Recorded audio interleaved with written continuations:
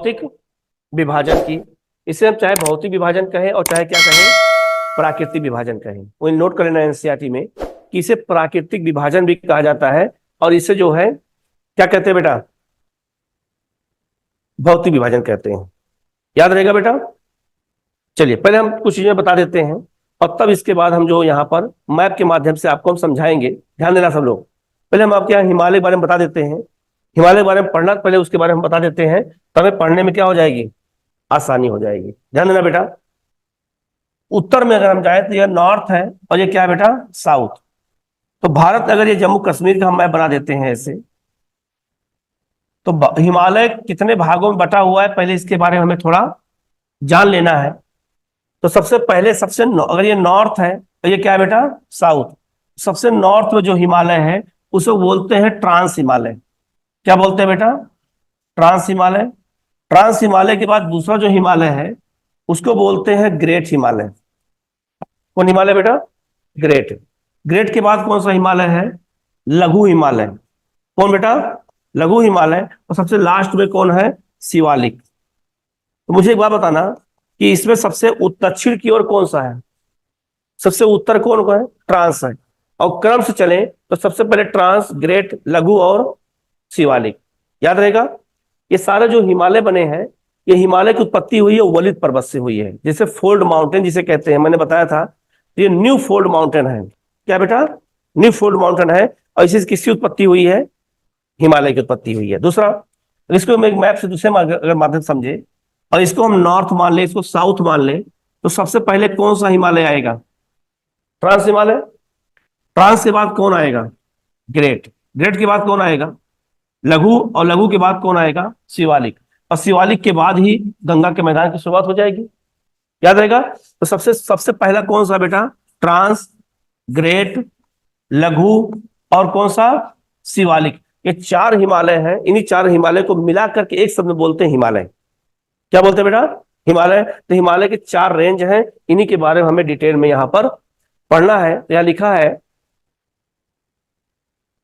भारत में पाई जाने वाली भौतिक आकृतियां विभिन्न प्रकार की हैं, जैसे पर्वत है, पठार है, मैदान है, तट है और क्या बेटा, द्वीप समूह है। उत्तर में बर्फ से ढका हुआ हिमालय संतरी का कार्य करता है। संतरी जानते किसे कहते हैं, सिपाही का काम करता है। संतरी मतलब सिपाही का काम करता है। आज तक देखा होगा कि कभी कोई आक्रमण भारत में उत्तर की ओर से, हिमालय की ओर से नहीं हुआ है। सब आक्रमण कहां से हुए हैं, पाकिस्तान साइड से। तो ये क्या कर रहा है बेटा, हिमालय हमारे क्या कर रहा है, सिपाही तरह सुरक्षा कर रहा है। इतना ऊंचा है कि यहां से कोई चढ़ के आक्रमण कर ही नहीं सकता है। हिम प्लस आलय का मतलब होता है बर्फ का घर। हिमालय पर्वत को तीन मुख्य समानांतर श्रेणियों में बांटा गया है। सबसे उत्तर में कौन सा है, बृहद हिमालय। यहाँ ट्रांस हिमालय की चर्चा इन्होंने नहीं किया है। पहला कौन बेटा, बृहद हिमालय, जिसको हम बोलते हैं हिमांद्री। बृहद हिमालय क्या बोला जाता है, हिमांद्री। इसी श्रृंखला में विश्व की सबसे ऊंचे शिखर है, सुना होगा माउंट एवरेस्ट। तो माउंट एवरेस्ट किसमें आता है बेटा, ग्रेट हिमालय में। दूसरा है मध्य हिमालय या हिमालय, इसे हिमाद्री के दक्षिण में स्थित है। मैंने भी बताया दक्षिण में। बहुत से लोकप्रिय पहाड़ी स्थान यहाँ पर स्थित है। 5 पहाड़ी स्थानों के नाम मतलब पता लगाइए, कौन कौन से, जैसे सुना होगा कुल्लू मनाली, ठीक है, मसूरी। ये सब क्या है बेटा, ये सब पहाड़ी नगर है, स्थल है, इनके बारे में याद रखना, ठीक है। बाकी आगे डिटेल में और इनके बजाएंगे हम। आगे लिखा है यहाँ, शिवालिक सबसे दक्षिण में स्थित श्रृंखला है। हिमालय के दक्षिण में भारत का उत्तरी मैदान है। तो जैसे हिमालय हो जाएगा तो हिमालय के बाद कौन सा आएगा बेटा, मैदान आएगा। कौन सा मैदान बेटा, उत्तर का मैदान। तो उत्तर मैदान में 3 मैदान आते हैं। कितने मैदान बेटा, 3 मैदान। कौन कौन से, देखो यहाँ लिखा है, सिंधु का मैदान, गंगा का मैदान और कौन सा, ब्रह्मपुत्र का मैदान। और उनकी सहायक नदियों द्वारा लाए गए जड़ों से ये मैदान बना हुआ है। तो जड़ोल मिट्टी किसे कहते हैं, जब नदियां बाढ़ लाती हैं तो साथ में मिट्टी भी लाती हैं, अल्लाह की मिट्टी को जमा कर देती हैं, तो उससे हम उस मैदान को क्या कहते हैं बेटा, जड़ोल निक्षेप कहते हैं, जड़ोल मिट्टी कहते हैं। और भारत की सबसे उपजाऊ मिट्टी कौन सी है बेटा, जड़ोल मिट्टी है। आगे लिखा है, नदियों के ये मैदान कृषि के लिए उपजाऊ भूमि प्रदान करते हैं और यही कारण है कि इन मैदानों में जनसंख्या क्या है, सबसे अधिक है। तो यहाँ पे कृषि अच्छी होती है, इसी वजह से यहाँ जनसंख्या क्या है बेटा, अधिक है। यहाँ पे लिखा है कि जड़ोड़ निक्षेप किसे कहते हैं, तो निक्षेप का मतलब हो गया डिपोजिट करना। तो लिखा है ये नदियों के द्वारा लाई गई बहुत महीन मिट्टी होती है और नदी बेसिन में निक्षेपित कर दी जाती है, नदी मतलब वहां जमा कर दी जाती है। सहाय नदी किसे कहते हैं, जैसे मान लो गंगा बेटा मुख्य नदी है, तो जो जो नदियां गंगा में आके मिलेंगी क्या कहलाएंगी, सहाय नदियां। तो लिखा है एक नदी या सरिता जो मुख्य नदी में किसी भी तरफ से आकर के मिलती है और अपने जल को मुख्य नदी में क्या करती है, विसर्जित कर देती है, उसे क्या कहते हैं, सहाय नदियां। तो यमुना गंगा की क्या है, सहाय नदी है। ठीक है, आगे बढ़ते हैं। यहां लिखा है कि आप जानते हैं गंगा और ब्रह्मपुत्र विश्व के सबसे बड़े डेल्टा है, क्या है बेटा, डेल्टा है। तो गंगा और ब्रह्मपुत्र का डेल्टा विश्व का सबसे बड़ा डेल्टा, जिसे हम नाम क्या देते हैं बेटा, सुंदरबन डेल्टा। क्या बोलते हैं बेटा, सुंदरबन डेल्टा बोलते हैं। या डेल्टा की आकृति त्रिभुजाकार है और डेल्टा स्थल का वह भाग है जो नदी के मुहाने पर बनता है, जहां नदियां समुद्र में क्या करती है बेटा, प्रवेश करती हैं, उसी को हम नदी का मुहाना कहते हैं। क्या कहते हैं बेटा, मुहाना। एक बार कंफ्यूज मत होना, अगर नदी पर्वत से निकल करके निकल रही है तो जहां से निकलती है उसको मुहाना मत समझना, जहां गिरती है उसे क्या कहेंगे, मुहाना, उसे डेल्टा कहते हैं। तो डेल्टा बनता कैसे है ध्यान देना, डेल्टा बनता कैसे यही बता देता हूं। जैसे बेटा ये मुख्य नदी है मान लो, और जब मुख्य नदी समुद्र के पास पहुंचती है तो जल उसका क्या होता है, धीरे धीरे बहता है, क्योंकि वहां पे ढाल क्या हो जाती है, खत्म हो जाती है।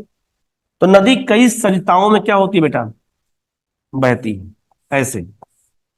बात समझ में आया? अब जो ये वाला क्षेत्र है इसी को नाम क्या देते हैं, डेल्टा। यही डेल्टा है और यही नदियां आकर के सागर में क्या होती है बेटा, गिर जाती हैं। ये नदियां हैं जो सागर में गिर रही हैं और इसी डेल्टा पे चावल और जूट की क्या होती है, खेती की जाती है। तो सुंदरबन डेल्टा ऐसे ही बना हुआ है। ये समझ में आया? आगे बढ़ते हम लोग।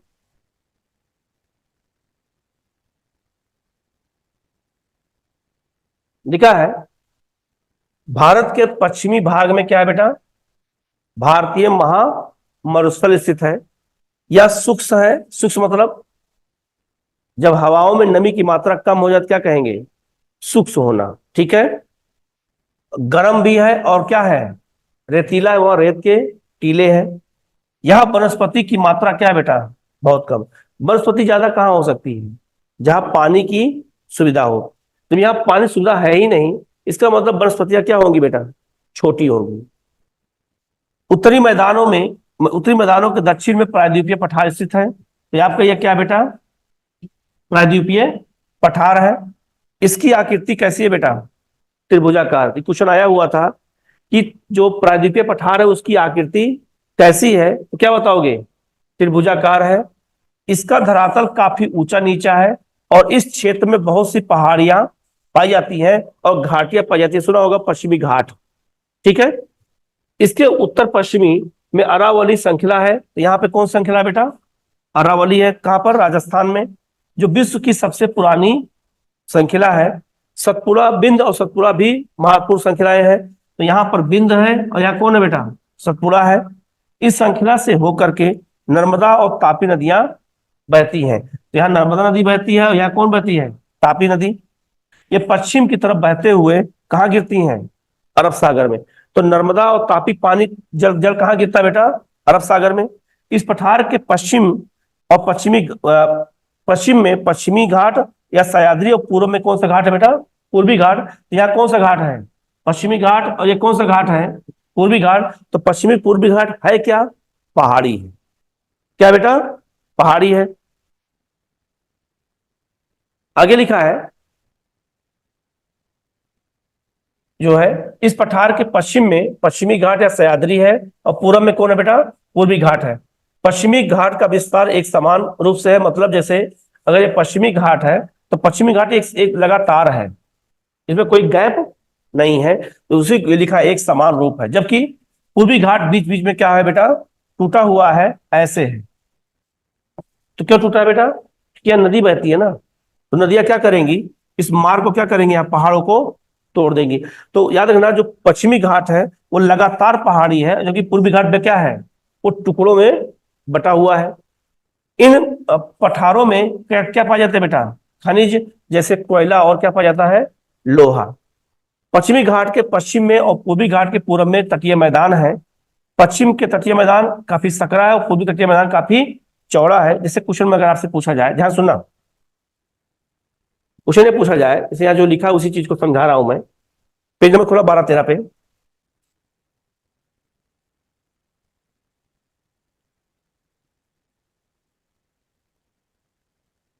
ये आपका है पश्चिमी घाट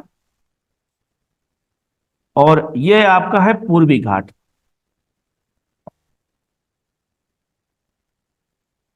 ये हो गया आपका, जो ये लाइन पतली सी है इसे कहते हैं तटीय मैदान। क्या बोलते हैं बेटा, तटीय मैदान। और ये पश्चिमी तटीय मैदान है, और ये कौन सा बेटा, पूर्वी तटीय मैदान है।